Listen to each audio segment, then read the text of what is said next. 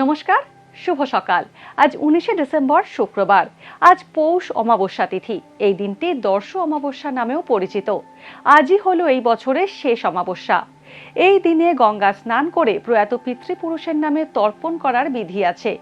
আজ সারাদিন থাকবে শুলযোগ ও গণ্ডযোগের প্রভাব। মকর, কুম্ভ ও মীন রাশির জাতকদের ভাগ্যে আজ কি আছে জেনে নিন।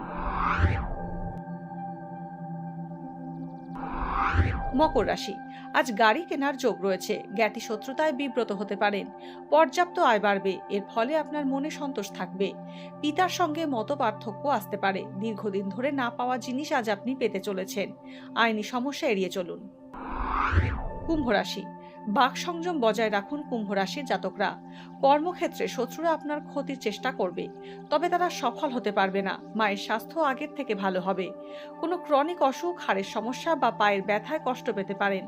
ঘনিষ্ঠ বন্ধুর দ্বারা উপকার পাবেন। পরিবারের সঙ্গে সময় উপভোগ করবেন। মীন রাশি, মনে দ্বিধা থাকায় জরুরি বিষয়ে সঠিক সিদ্ধান্ত নিতে পারবেন না। ভ্রাতৃস্থানীয় লোকের থেকে উপকার পেতে পারেন। অতিরিক্ত অর্থ ব্যয়ের যোগ রয়েছে। উপযুক্ত হয়েও আজ নিজের প্রাপ্য সম্মান পাবেন না। এই কারণে মনে হতাশা থাকবে। ব্যবসা থেকে লাভ বাড়বে।